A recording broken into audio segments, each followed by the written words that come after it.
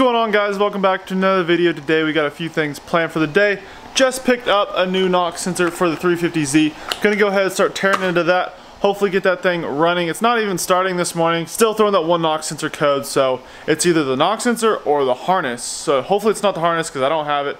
But I have to take off like the intake manifold and the plenum and all that stuff all the way down. Then I'm gonna go ahead and head over to my buddy Jack Davis's place. We're gonna do a little video on his car. His car's really interesting. It's an E36 drift car. I'm sure you've seen him in a couple of my other videos. It's definitely gonna be a cool shoot. Looking forward to that. If you didn't watch the last video, I ended up replacing the coil packs trying to diagnose a misfire. I fixed the misfire, however, the knock sensor is still throwing a code. To take all this junk off here to get down under here is where it's at. So I think I'm gonna go ahead and start breaking these bolts loose, see if I can replace that and hopefully fix the issue today. If not, I'll go ahead and order the harness and stuff like that. Or if that's not the issue that's causing the weird vibration-y things, I don't know what it is, but that's a good place to start.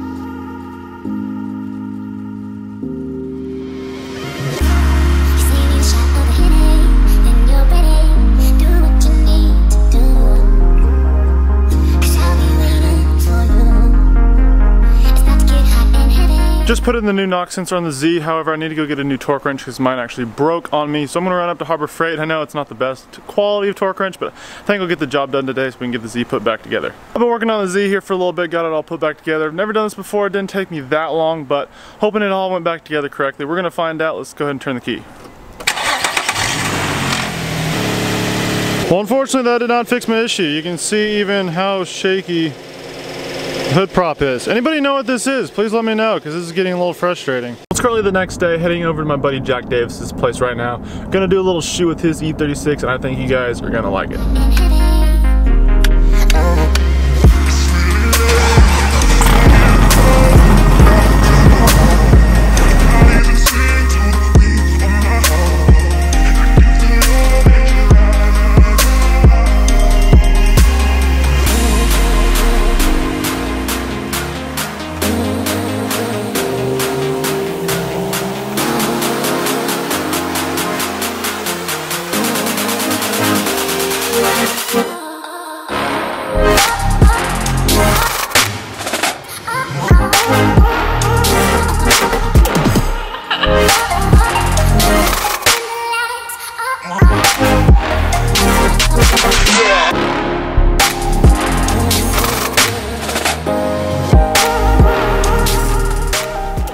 So we're here with Jack Davis. You've probably seen him in a couple of videos back. Say what's up, Jack, to the viewers. What's up? Alright, so this is his LS E36. We're going to go ahead and do a walk around of it. Let's start with the cosmetics. So this is the Big Duck Club version 1 50mm bolt-on overkit or overfender kit.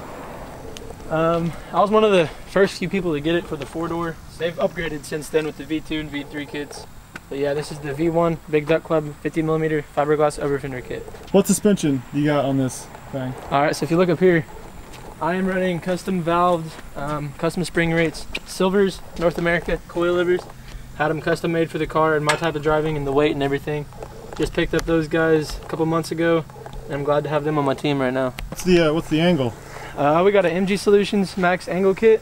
I bought that from a Beam Team. Currently running more camber and more angle than I need, but it works good. Jack just placed 3rd at the round 7 of Lone Star Drift down there. Round 7, Texas Motor Speedway. Texas Motor Speedway. He was absolutely killing it. That was in the last video if you guys saw that. So my buddy Charles Powell at Momentum Manufacturing, got his decal sticker right up here. He's the one that built the cage for me. It's full Formula Drift spec, NASA spec, a couple other. It's built to spec for like 3 different styles of racing. Got the running the NRGs, simple but effective. Yes, sir. Got the ASD Hydro in there, I see. Looks good, NRG quick release, the whole setup. So what are you running as far as ECU, wiring, all that to run this LS from the E36? Alright, so I'm on a stock truck ECU. It's been flashed and tuned. And as far as the wiring harness goes, I run a PSI standalone wiring harness. Really simple setup. It only runs off like 3 wires, a couple power cables, and a ground, and a key switch. But yeah, stock ECU. And you did all this yourself, right? Yep. Yep. Wow. How old are you? Just turned 19. 19, man. This young gun in here. Just building 19. These race cars. Yes, sir. And you did do the custom door paneling and all that stuff in the front. Well, this is a little weight reduction here. I went to my local plastic supply store, bought some polycarbonate, cut it out, fitted it up, heated it up to bend it to the right angle I needed. And I was actually able to get it done with all the stock rubber moldings and everything. Looks really good. And yeah, all the doors are cut out. Got speed holes in them. Even the fronts in here. Yeah, if you get a shot underneath it, you can see. Yes, sir. Got your weight reduction. It goes all the way along the bottom. Yeah, attention to detail right there. That's dope. What's the little two-step button in there? It's MSD two-step box. I don't even use it, but it sounds cool. Sounds cool. When I want to scare somebody. Yeah, it's this little guy right here. MSD two-step controller. That's super cool. Super cool. Alrighty, break us down on your engine bay. What do you got? Alright, as far as the engine goes, we got a 2001 LQ4 6-liter that I actually got from my uncle when I was starting to build the car. The motor had rust in the cylinder, so I tore it apart, sent it to the machine shop. It's bored 30 over. I'm running some Speed Pro Hyper Eutectic flat top pistons with Molly rings. A BTR stage 3 cam. The heads have been milled 30 thousandths. I'm running the BTR 660 lift springs as well with titanium retainers and their push rods. I'm running a stock LS1 intake, nothing special really, stock throttle body and just some piping to a K&N air filter. So that's setup's pretty simple. Stock coil packs, some wires with wire protectors, long tube headers with the CX Racing swap kit, and other than that, that's pretty much it. Pretty simple. What power figures do you think you're making with this? To the ground, I'm probably making about 400. About 400? 410 probably. And you run the T56 transmission? T56 transmission with a monster clutch. And the T56 was built by Texas Speed. Really? So that's pretty solid. Should be able to handle up to 700 horsepower with the new plans we got going. Yeah, your new plans are 800 horsepower on a LS2, is that correct? Yeah, LS2 Corvette motor. Dang. With a Vortec P2 Pro Charger. The big blower on there, that'll be super sweet. As far as cooling, does this thing get hot on you a whole lot, or does it run pretty good? Not too much. It does sometimes down in Texas when it's like 100 something degrees and we're just doing hot lap after hot lap. Fun fact, this is actually a big block radiator I got off Amazon. And this is a Acura TL fan. Acura TL? Yeah, I just have it wired up on high speed all the time. So it keeps it pretty cool. You don't have any overheating issues besides down in Texas every once in a while? Yeah, it normally stays about 185, 190. Now you were have overheating issues before? Is that was happening? Before. So I used to have a junky push fan. And then I went to the Acura TL fan. Now the reason I went with this fan, just because the dimensions I found were perfect for the radiator I had. But this is a good pull fan. I think it's like 2700 CFM.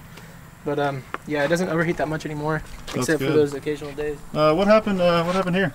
What's up with this? Nice mod? Yeah, so in Texas, we were getting a little rowdy, and the old cap flew off. So the old cap flew off. This was my quick fix. So you got some shop rags in there, some shop towel. I can't be spilling coolant all over the track, so that was you're about to yank this whole motor out and redo the whole car, I believe, in the off season. I'm pulling the motor out, going with the new LS2 motor, and I'm gonna try to have my buddy Charles Powell, I'm Momentum Manufacturing again, tube the whole front end for me, maybe do a bash bar up front with some jack points, and I might have to do a rear mount radiator. We're not 100% on it yet, but I'm just not for sure there's gonna be enough room for the Pro Charger and the fat intercooler up front. So yeah, that'll be a tight fit. You're gonna cut the hood, big hole in the hood, and yeah, I'm gonna have to do some hood vents for sure with all that extra heat up front. Yeah. What's up with the different wheels in this thing? Alright, so for the 2018 season, I picked up Carbine Design wheels as a sponsor, and I'm running the Sprints Hyper Black in the rear, 18 by 10.5 plus 22 offset. Currently, they do not have a skinny enough wheel for me to run a matching setup on the front with my MG Solutions angle kit. These have seen some love, yeah, this is some contact from another guy probably coming up behind me, hitting the wheel. While we're down here, you can also look at the dual caliper setup on the rear with the wall-on tabs. So what is up? That's just another E36 caliper that you snagged out of the salvage, or? Yeah, it's just a stock E36 rear caliper with SRS Concepts weld-on tabs for the rear, and just some organic brake pads. They lock up pretty good, but it's kind of hard to lock up these 10.5-inch wheels. Yeah. So what size tires do you run on the rear? All right, so I'm running a 265 35/18. And my car and the gearing really likes that size. Plus, it's really popular size down at Lone Star. A lot of guys run it, so it kind of keeps us all pretty even as far as competition goes. Yeah. The car did look a lot better at the beginning of the season, but after some beating, we got some love, some tandem. Yeah, we're losing some trim. This door was bashed in right here. Got hit by a Mustang. Figures. on the back right here. Hit a couple walls, got pushed into a couple. This whole thing was beat in, got that back out. This is a couple blowouts. User error right there. I just had to stay in the gas, so the tire exploded. I like your nice little screws that get the trim in there. Well, when your trim falls off, every time you get a wheel in your door, it's not a. You gotta get that to stay in, yes sir.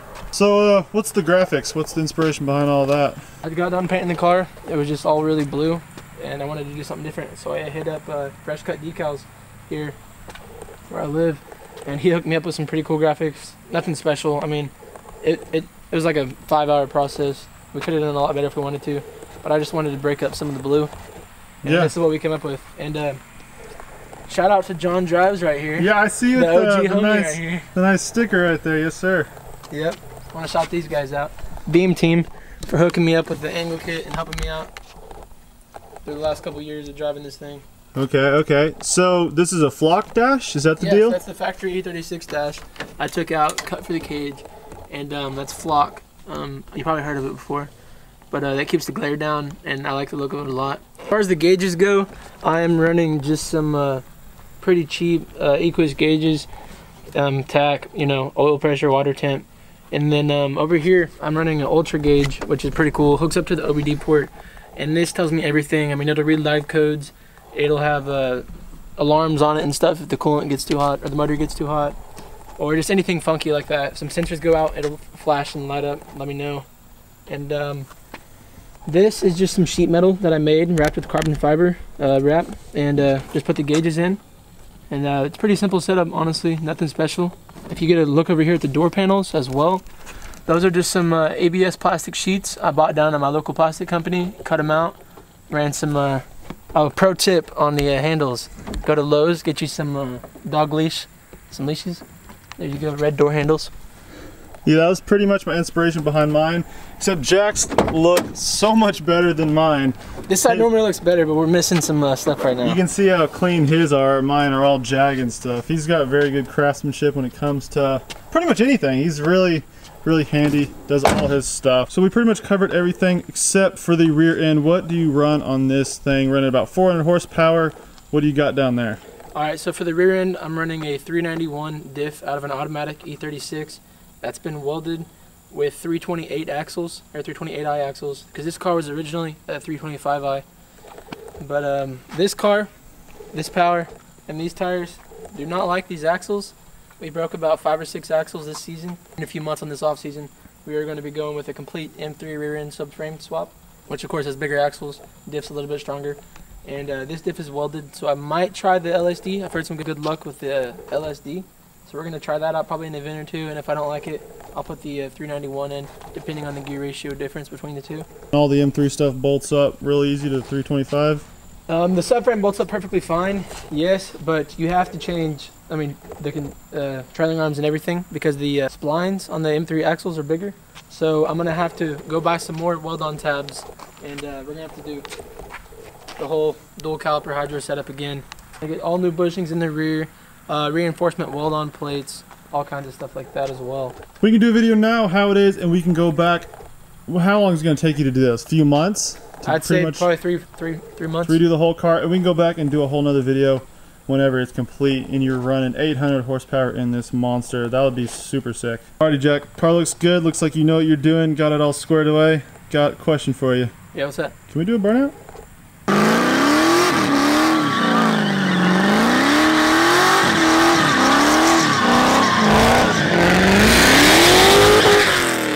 That thing is so loud, dude. Oh my gosh, I was right behind it. Oh. Alright, Jack, looks good. Love the car. Thanks for letting me shoot a video with it. Yeah, no problem. Until next time. Alrighty guys, that's gonna wrap up this video. If you enjoyed it in the style of video talking about Jack's car, make sure you let me know down in the comments below, because I got a few other buddies around here that have some really cool builds and really interesting to see kind of how they did it and what they're going with. So thank you guys so much for watching. If you enjoyed it, make sure you give it a thumbs up and subscribe. Thanks for watching again, guys. Have a good one.